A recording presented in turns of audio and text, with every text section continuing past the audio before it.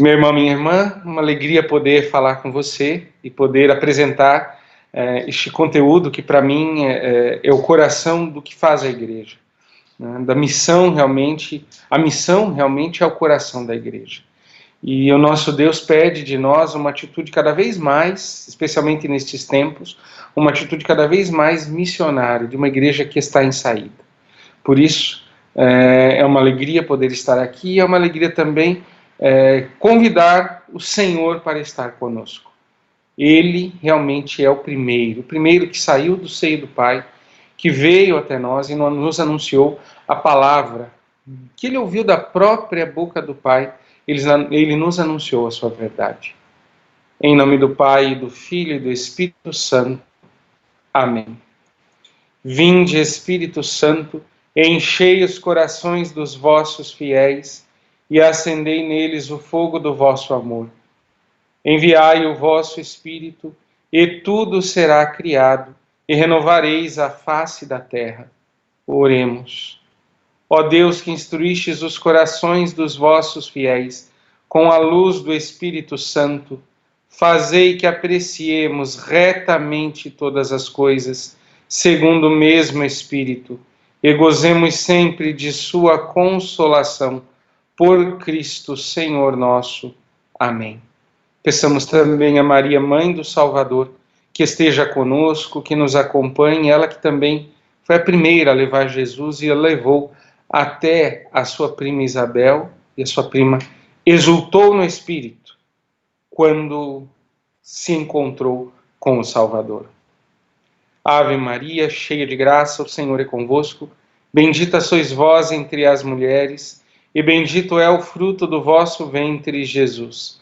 Santa Maria, Mãe de Deus, rogai por nós, pecadores, agora e na hora de nossa morte. Amém.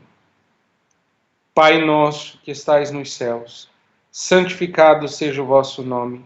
Venha a nós o vosso reino. Seja feita a vossa vontade, assim na terra como no céu. O pão nosso de cada dia nos dai hoje. Perdoai-nos as nossas ofensas, assim como nós perdoamos a quem nos tem ofendido. E não nos deixeis cair em tentação, mas livrai-nos do mal. Amém. Senhor Jesus Cristo, que nestes dias tão difíceis para o nosso povo, em nosso país, vós vos mostrais tão bom para conosco, suscitando no meio de vosso povo homens e mulheres, em especial jovens, que têm sustentado a evangelização por meio das redes sociais, dos meios de comunicação.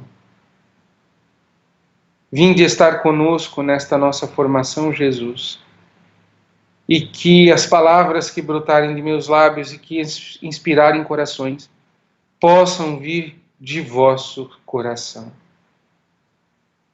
Vinde, Senhor Jesus, animar a vossa igreja, como vós animastes os vossos discípulos, antes de subir para o Pai. Vós que viveis e reinais pelos séculos dos séculos. Amém. O Senhor esteja convosco, Ele está no meio de nós. Proclamação do Evangelho de Jesus Cristo, segundo Mateus. Glória a vós, Senhor. Os 11 discípulos voltaram à Galileia, à montanha que Jesus lhes tinha indicado. Quando o viram, prostraram-se, mas alguns tiveram dúvida. Jesus se aproximou deles e disse: Foi-me dada toda a autoridade no céu e na terra. E depois fazer discípulos entre todas as nações, e batizai-os em nome do Pai, e do Filho e do Espírito Santo. Ensinai-lhes a observar tudo que vos tenho ordenado. Eis que eu estou convosco todos os dias, até o fim dos tempos. Palavra da salvação. Glória a vós, Senhor. Meus irmãos, eu trago este texto do Evangelho de Mateus, capítulo 28, versículos 16 a 20. É a conclusão do Evangelho de São Mateus, e nele, escutamos este evangelho há poucos dias, na festa da Ascensão do Senhor, nele o Senhor mesmo confere a missão aos discípulos, aos seus apóstolos, e lhes diz como fazer. Em poucos versículos, num pequeno gesto. Em primeiro lugar, os discípulos são convidados no Evangelho de Mateus a voltar para a Galileia. A Galileia é o local do primeiro amor, a Galileia é o local do encanto. Eles se encantaram por Jesus na Galileia. Eles se encontraram com Jesus ao redor daquele lago, naquelas montanhas, naquele lugar verde no qual eles moravam. E Jesus os manda voltar para lá. Voltar para esta experiência primeira, porque é esta experiência primeira que eles precisarão provocar nos outros. Antes de falar de missão, qualquer coisa que possa dizer a vocês aqui, em primeiro lugar, é preciso não deixar que se apague a chama do primeiro amor que o Senhor acendeu no seu coração. Esse é o primeiro pedido que o próprio Senhor nos faz. É claro que o primeiro amor, ele evolui, ele cresce, ele se desenvolve. Ninguém vive de primeiro amor em termos de evangelização, nem mesmo no amor romântico entre homem e mulher, não se vive daquela primeira paixão, isso não dura muito tempo. Mas ele é fundamental. Sem aquele primeiro encanto, não há o namoro, não há o casamento. Sem este primeiro encanto por Jesus, não há nada que se siga depois. É preciso voltar para lá. Estar com isso bem aceso no coração para saber tocar outros corações. É a primeira mensagem que o Senhor nos dá. A segunda, o próprio Jesus no alto da montanha, lembrando Moisés, lembrando Elias, as grandes manifestações de Deus aconteceram no alto da montanha, no Antigo Testamento. O próprio Senhor ali, no alto daquela montanha, diz: foi-me dada toda a autoridade no céu e na terra. Não é pouco isto. Eles estão diante do próprio Deus, que se revela na pessoa de Jesus. E ele mesmo diz que está com toda a autoridade. Então ele, que é a presença de Deus diante dos discípulos, com toda a autoridade no céu e na terra, o que ele diz? Ele diz ide. É a primeira palavra que ele diz. Ide. Ide. Ide fazer discípulos entre todas as nações. Batizai-os em nome do Pai, e do Filho e do Espírito Santo, e ensinai-os a observar tudo o que vos tenho ordenado. São os 3 passos aqui daquilo que o próprio Jesus dá como meta de evangelização. Fazer discípulos, ou seja, seguidores de Jesus, não nossos. Não são seguidores para nós, discípulos dele. Ide, fazei discípulos meus entre todas as nações. Fazê-los participar, experimentar, não é apenas saber, mas experimentar, ou seja, o batismo como esse sinal, este gesto de experiência, de toque do Pai, do Filho e do Espírito Santo, para que prossigam, observando tudo que Jesus ordenou. Este é o esquema da missão. Este é o esquema da missão que o Senhor pede de nós que sigamos, e ele está ali, no alto da montanha, e dali ele sobe para os céus. Imaginemos que as últimas palavras que a igreja, que os seres humanos puderam ouvir da boca do próprio Deus encarnado foi esta: ide, fazei discípulos meus todos os povos, batizando-os em nome do Pai, do Filho e do Espírito Santo, e ensinando-os a observar tudo o que vos tenho ordenado. Estas foram as últimas palavras que nós, aqui nesta terra, podemos ouvir do Verbo que se fez carne e habitou entre nós. Não é pouco. A missão na igreja, portanto, não é algo secundário, paralelo, que a gente faz quando sobra tempo, quando tem dinheiro, quando estamos santos. Só vou fazer missão, vou testemunhar quando eu estiver santo. Se for esperar, não tem evangelização nunca na igreja. Não é isso. A evangelização, a missão é a primeira coisa com a qual a igreja deve se preocupar, com a qual o grupo de oração deve se preocupar, com a qual você deve se preocupar.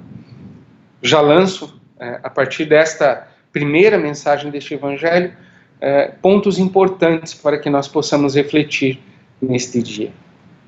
Que o Senhor nos abençoe, que Ele nos proteja naquilo que vamos estudar hoje e que vamos continuar aprofundando. Ele que é nosso Deus, Pai, Filho e Espírito Santo. Amém. Esta foi só a introdução, porque há muito que se falar sobre missão. Inclusive, isto que vou falar para vocês é já um material elaborado para conferências, para seminários também, com o Ministério Jovem do Brasil. Então, um material que também vai estar à sua disposição, os slides vão estar também para que você possa aprofundar. Provavelmente eu não vou conseguir falar tudo que está aqui, mas você pode aprofundar também ali algumas reflexões que eu apresento sobre missão. Missão o que é? Nós temos visto acontecer missões Brasil afora, já antes mesmo do próprio documento que eu vou apresentar para vocês agora. O Ministério Jovem do Brasil é pioneiro em sair e realizar missões, batendo de porta em porta, na praia, em todos os lugares. Há muito pioneirismo no Ministério Jovem do Brasil, que influenciou a própria renovação carismática e impulsionou a própria igreja naquilo que viria a acontecer nos anos que se seguiriam. Mas no ano de 2007, os bispos da América Latina lançaram este documento aqui, Documento de Aparecida, texto conclusivo da 5ª Conferência Geral do Episcopado Latino-Americano. Não sei se você conhece este texto, mas se você não conhece, vale a pena ter. É meio grossinho, mas não tem problema. Você lê aí, sentando e está todo mundo de quarentena mesmo, a gente aproveita para ler os documentos que estamos apresentando. Este documento aqui já é bastante antigo. A gente está falando aí de 13 anos atrás. Mas, mesmo sendo antigo, é bastante atual. Os bispos do Brasil, os bispos da América Latina e Caribe, depois de consultarem amplamente o povo de Deus, dos diversos países, descobriram a importância fundamental da missionariedade da igreja. Já havia este apelo antes, feito já começa desde o Papa Paulo VI, mas impulsionado por São João Paulo II, este ardor, quando ele escreveu a Redemptoris Missio, pedindo à igreja novo ardor, novos métodos, e os bispos, então, tentando responder a estes apelos dos papas anteriores, escreveram este documento. Mas aqui há uma obra fortíssima do Espírito Santo para a igreja, não só na América Latina e no Caribe, mas para a igreja no mundo todo. O secretário desta 5ª conferência era o cardeal Bergoglio. Ele ajudou a redigir este documento e, poucos anos depois, ele se tornou Papa. Muito do que o Papa anuncia e prega hoje para o mundo todo, ele o experienciou, viveu e aprendeu nesta conferência de Aparecida. E algumas frases importantes desse documento.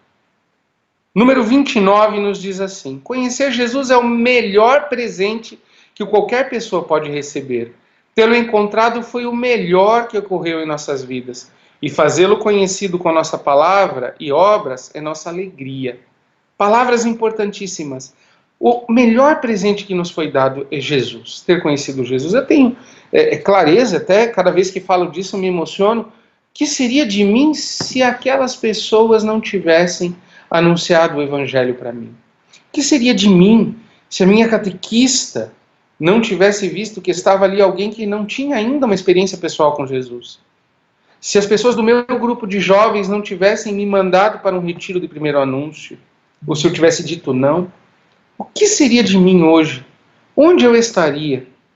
A melhor coisa, o dia mais importante da minha vida não é o dia da minha ordenação sacerdotal. O dia mais importante da minha vida, como cristão, é o dia 24 de julho de 1994, quando Jesus me chacoalhou e se apresentou diante de mim.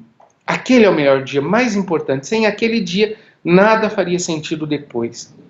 E se é o melhor, se encontrar Jesus é o que de melhor pode nos ocorrer, tornar Jesus conhecido, fazer com que outras pessoas façam esta experiência, deve ser fonte de alegria para nós. Porque não há maior alegria que ver a felicidade no rosto do outro.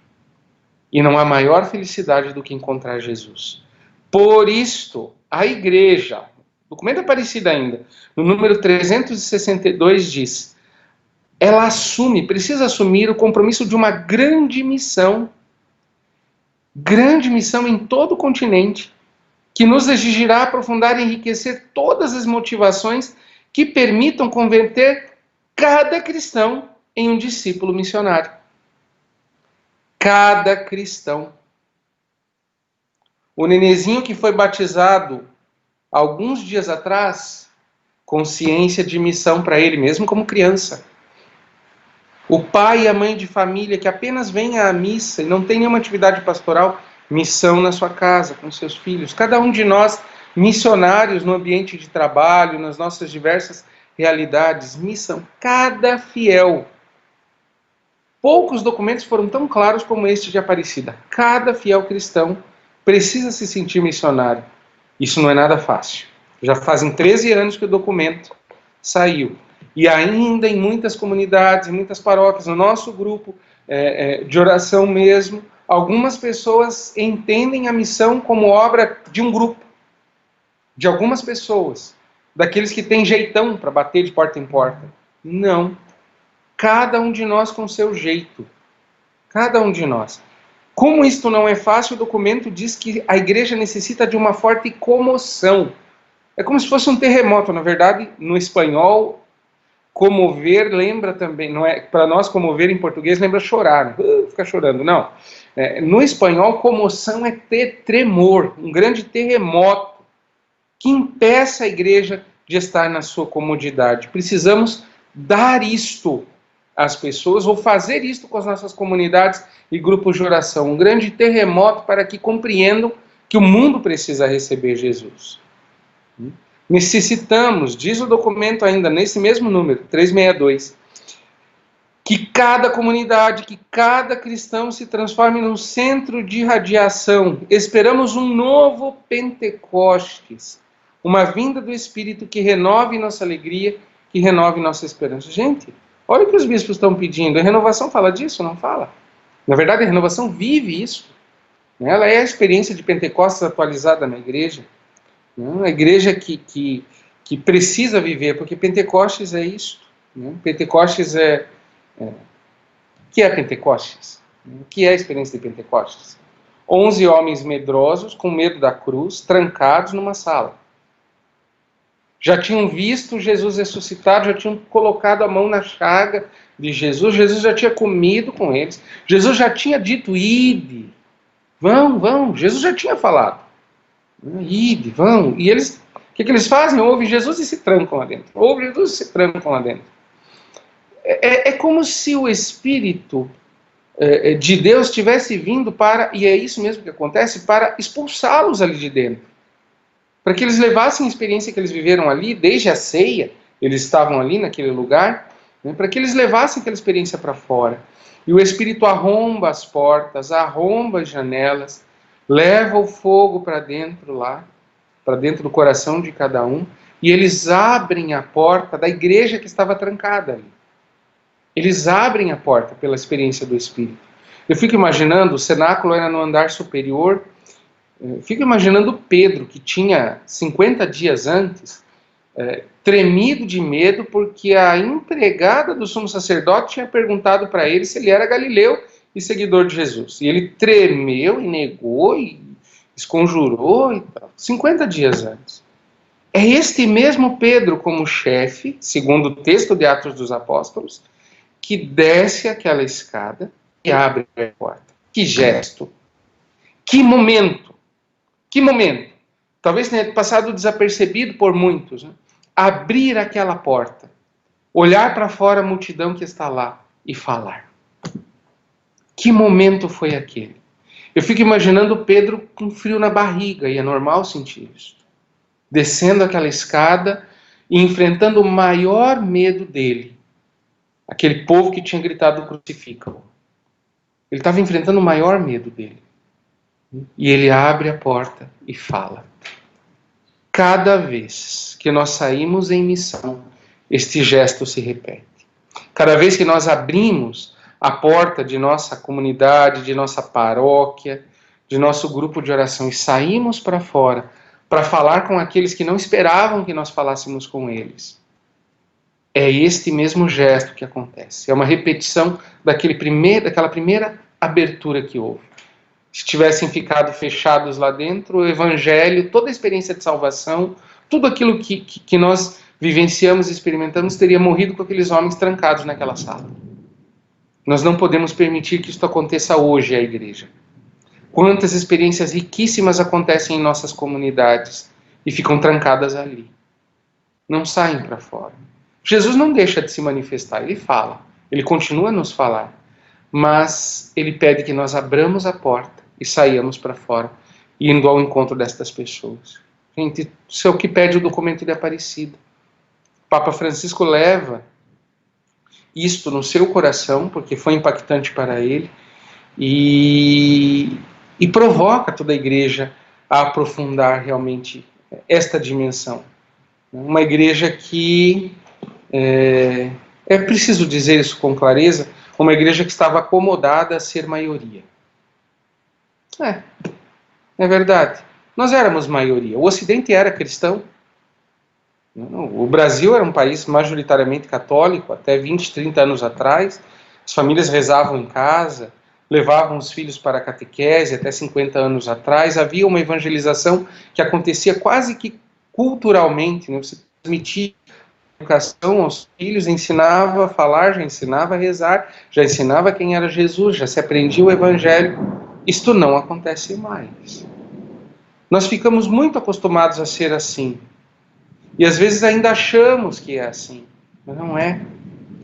Não sei se vocês estão por dentro das estatísticas, né? Se eu perguntar para você qual é a porcentagem de católicos que há no Brasil, talvez muitos irão responder 65%, 66%, 70% em alguns locais. Bom, esses são os que se declaram católicos para o IBGE. Mas se nós formos sinceros conosco mesmo, qual é a porcentagem de reais fiéis católicos que nós temos? Qual é a porcentagem real de fiéis católicos que realmente são impactados pela evangelização hoje, frequentando as nossas comunidades, participando de nossos movimentos e pastorais, realmente, efetivamente católicos? O número não passa de 5% da população brasileira, segundo os dados estatísticos do último censo. Não sei como será agora, no próximo, que virá, né? Mas se é que vai ter com a pandemia, né? De 3 a 5% da população brasileira realmente frequentam a Igreja Católica. Este número é menor do que o número de evangélicos que frequentam as suas igrejas. Se este número não nos assusta, eu não sei o que mais pode nos assustar. Se não nos movemos na certeza de que a maioria está do lado de fora, nada mais nos poderá mover. Se é uma alegria tornar Jesus conhecido, há tantas pessoas que ainda não o conhecem, por que não proporcionarmos esta alegria a estas pessoas? É uma urgência, a missão é uma urgência. Isto não é apenas do Brasil, isto se dá na Europa, onde a situação é mais caótica e mais drástica, porque além do número ser parecido com este, né, que nós temos aqui, também há muitas pessoas em oposição à igreja na Europa, né, e outros locais do mundo que realmente sofrem com isso. E nós temos que perder a ilusão de que somos maioria. Perder a ilusão de que somos maioria. Nós não somos mais. Não somos mais.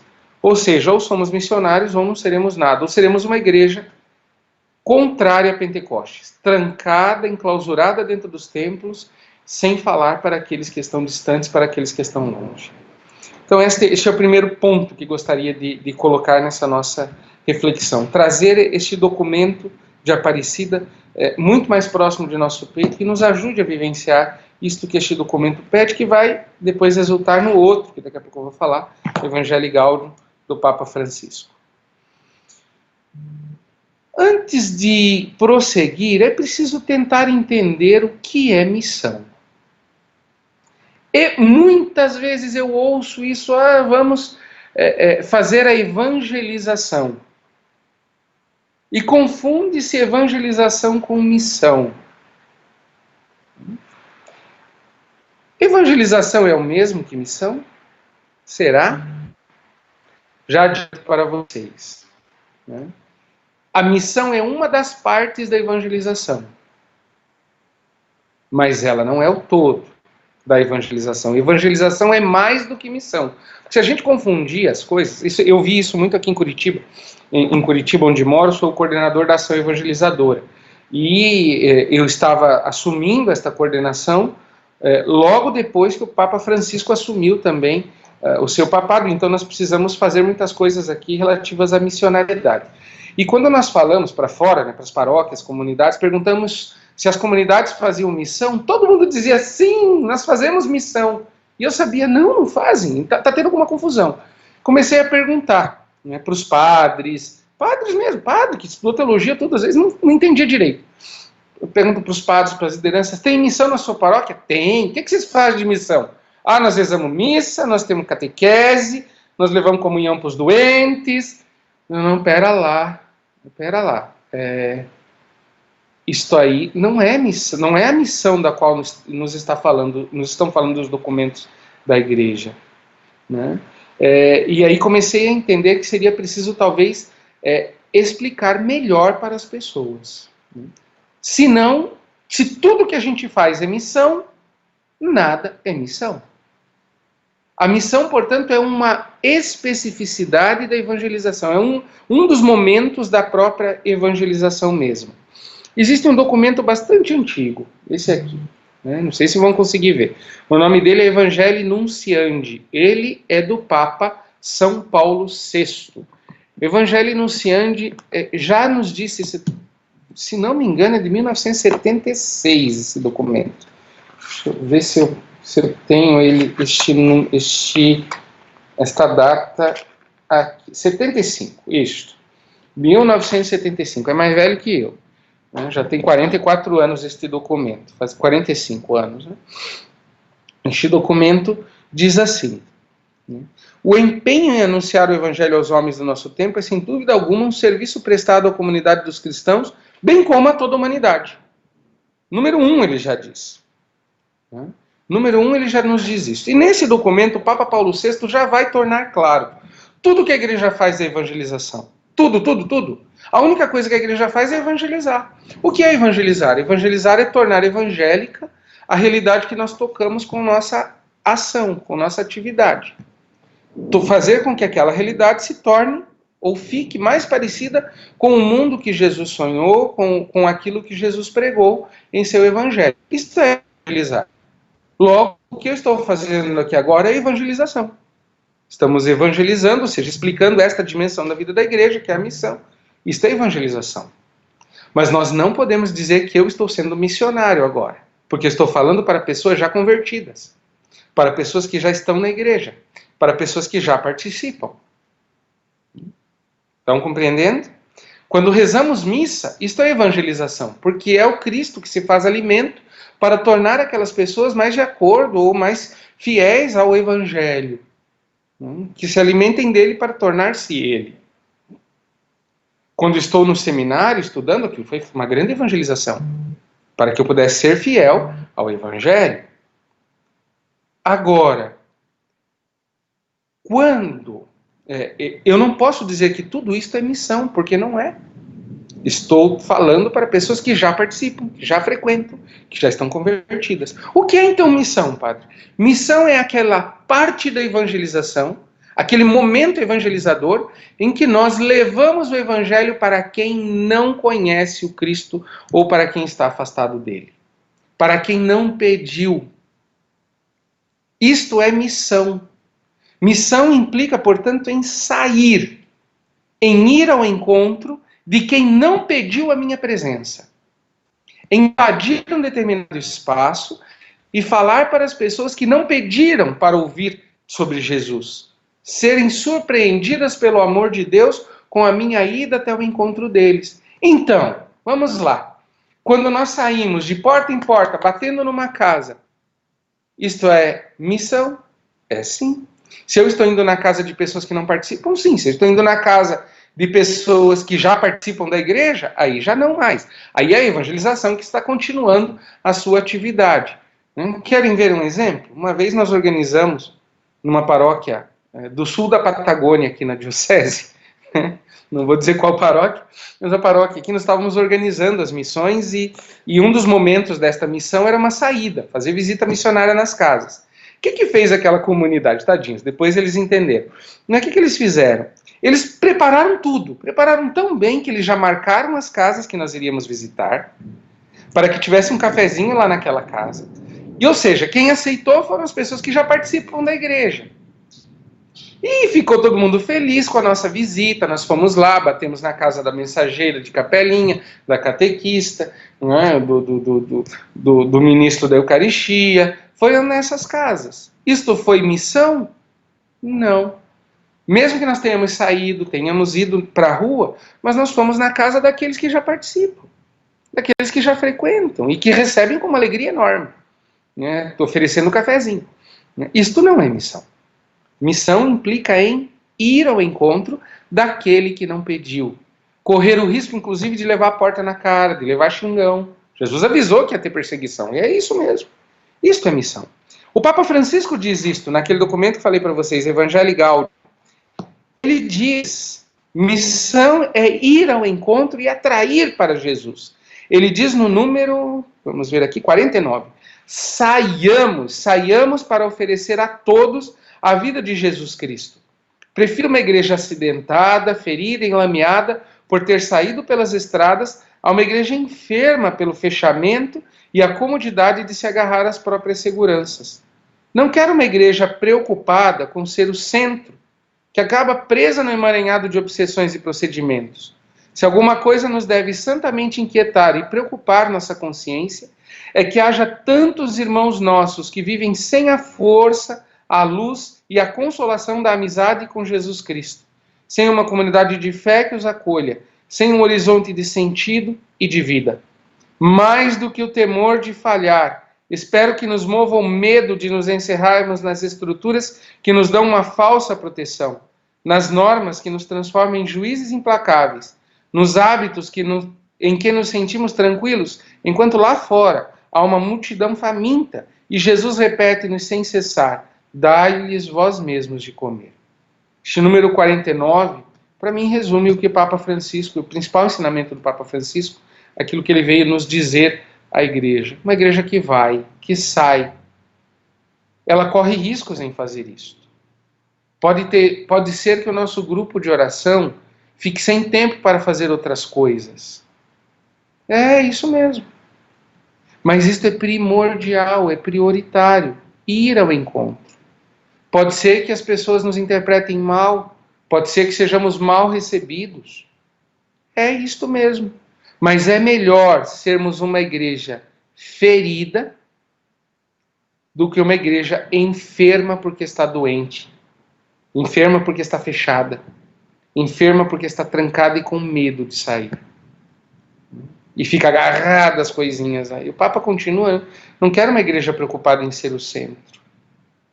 E fica presa no emaranhado de obsessões e processos. Sabe essas briguinhas de paróquia, de grupo de oração? Quando começa muita fofoquinha no grupo de oração, muita coisinha, diz que porque um tá namorando fulana e outro não sei o quê, aquela fofoquinha, aquelas briguinhas porque cantou errado, porque fez errado tal coisa, briguinha por questão litúrgica, porque um é antilitúrgico, briguinha por partido político, esquerda, direita, um é do PT, o outro é do não sei o quê. Quando começam essas briguinhas entre nós, sabe o que está faltando? Sair.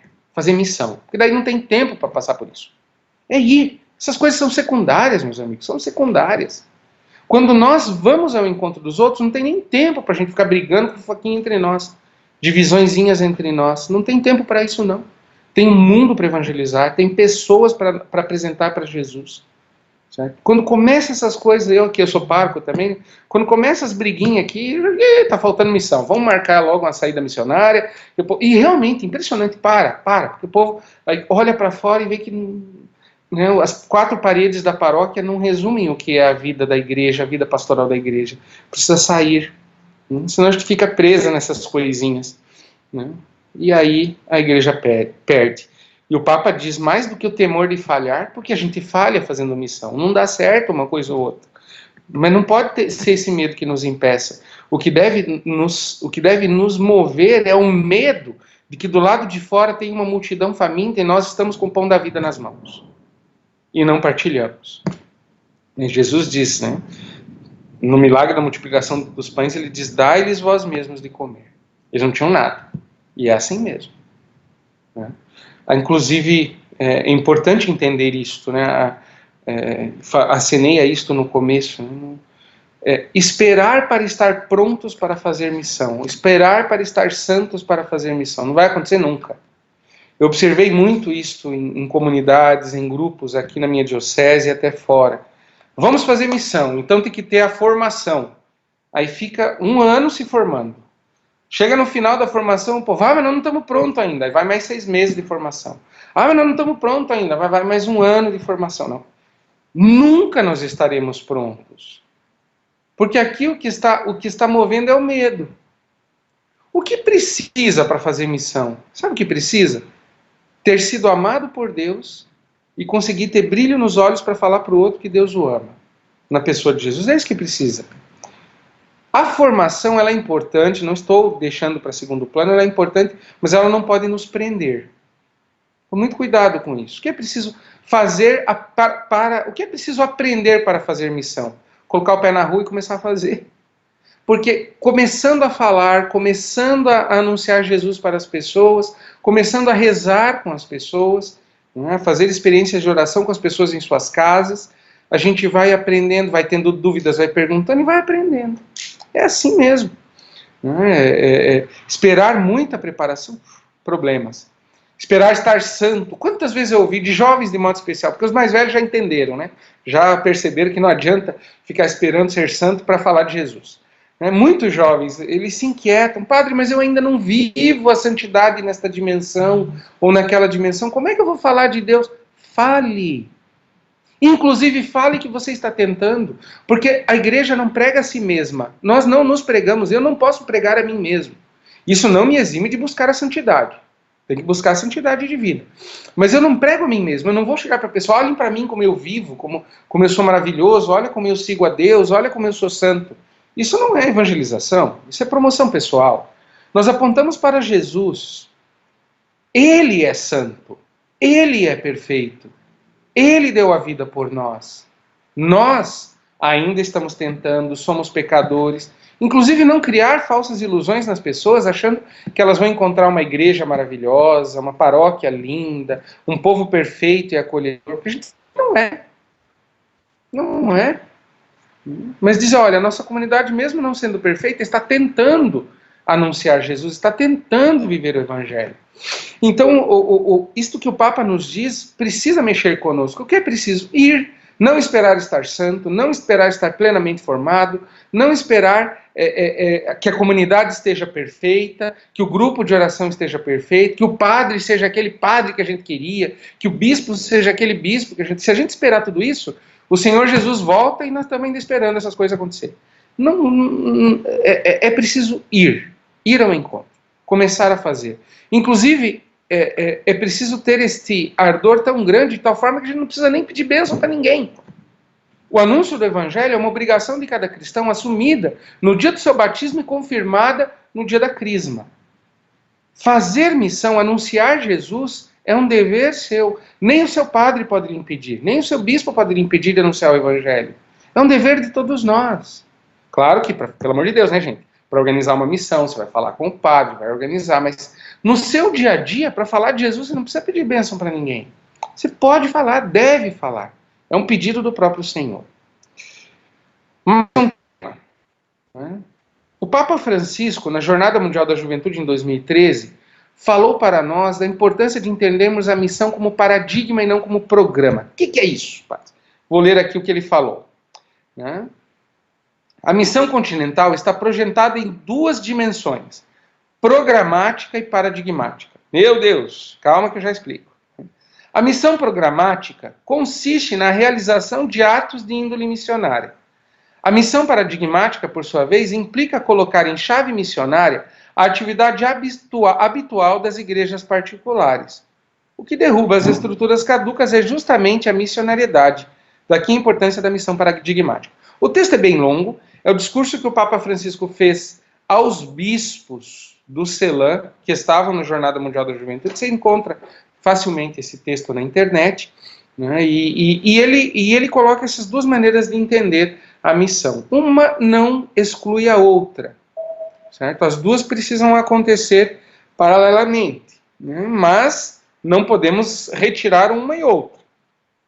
A missão programática o que é? Sabe aquela missão? Jesus no litoral. Né?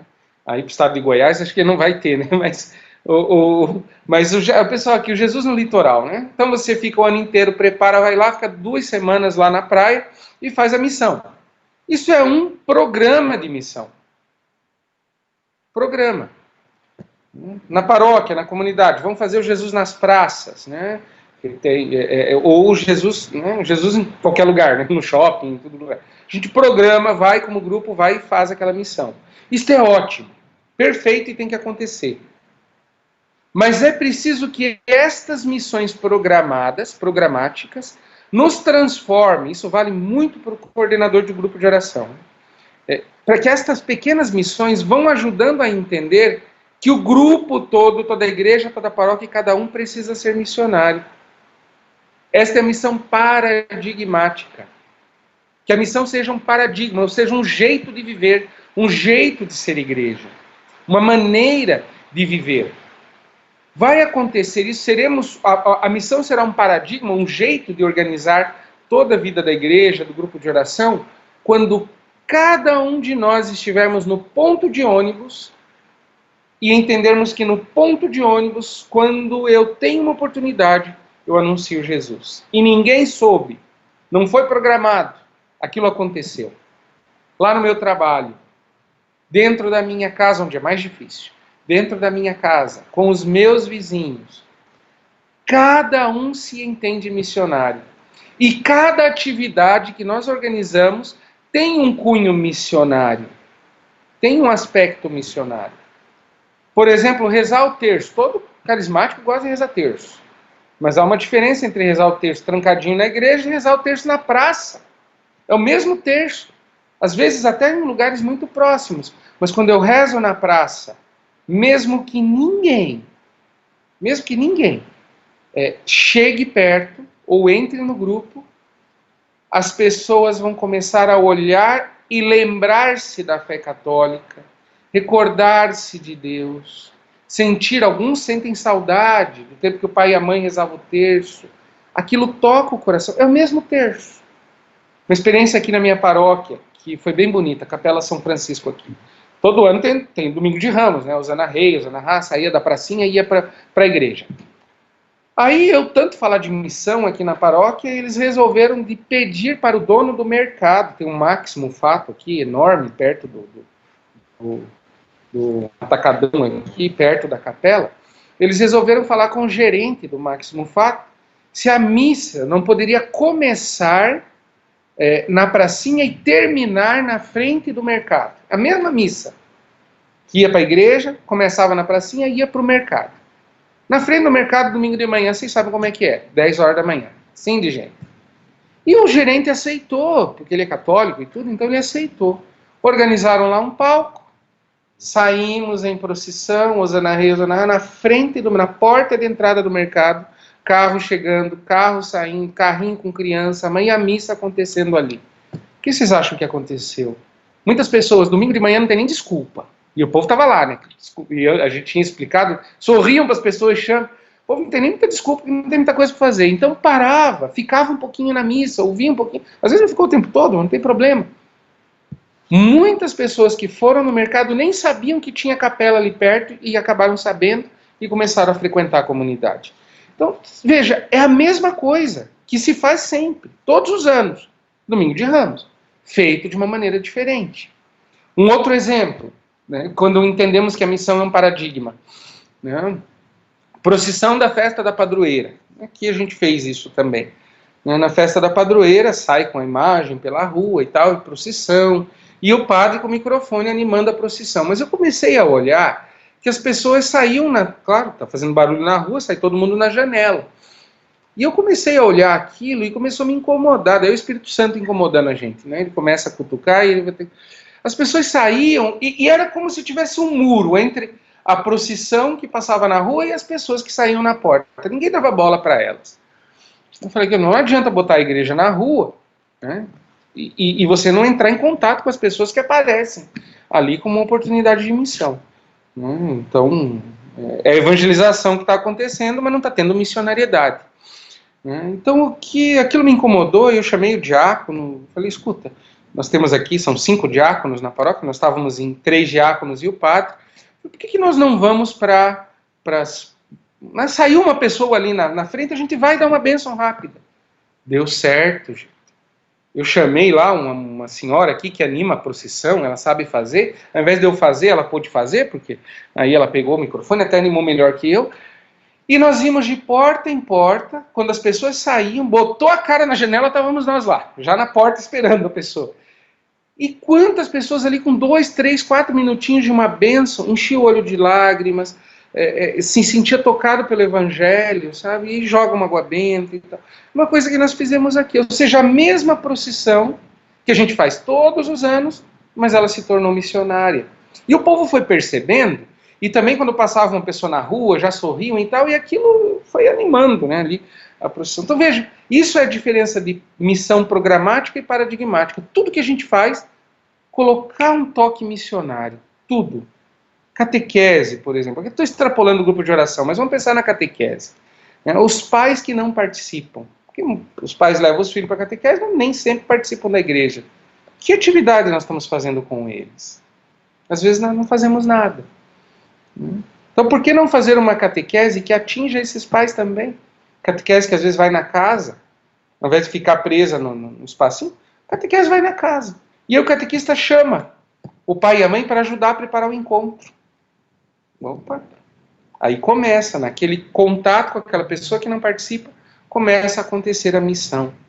Ou seja, o Papa Francisco está pedindo que o grupo de oração, que a igreja, que tudo que a gente faz, né, seja feito de uma maneira missionária. Então, as reuniões do grupo de oração, os incendeios do nosso Ministério Jovem, né, como ele está acontecendo, onde está acontecendo, que toque missionário ele pode ter. Claro que o incendeia também é mais próprio para aquele que já frequenta, mas que toque missionário a gente está tendo nas nossas atividades todas, como os nossos jovens se sentem verdadeiramente missionários.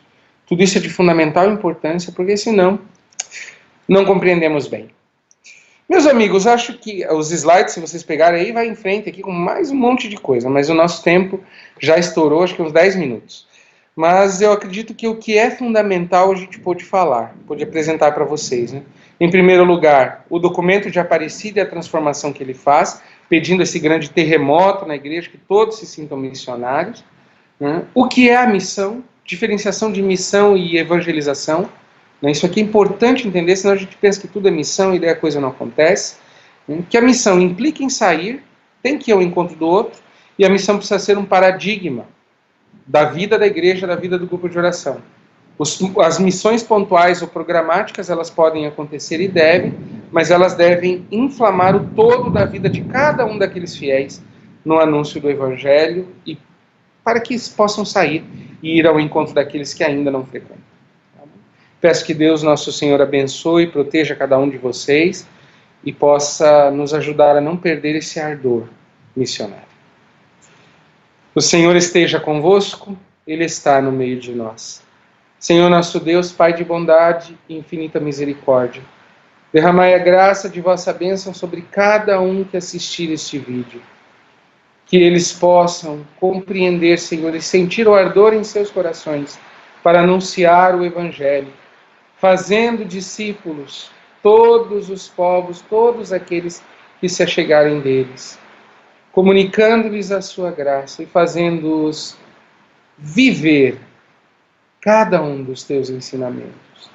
Abençoa-os, Senhor, e proteja-os, vós que sois o nosso Deus, Pai e Filho e Espírito Santo. Amém.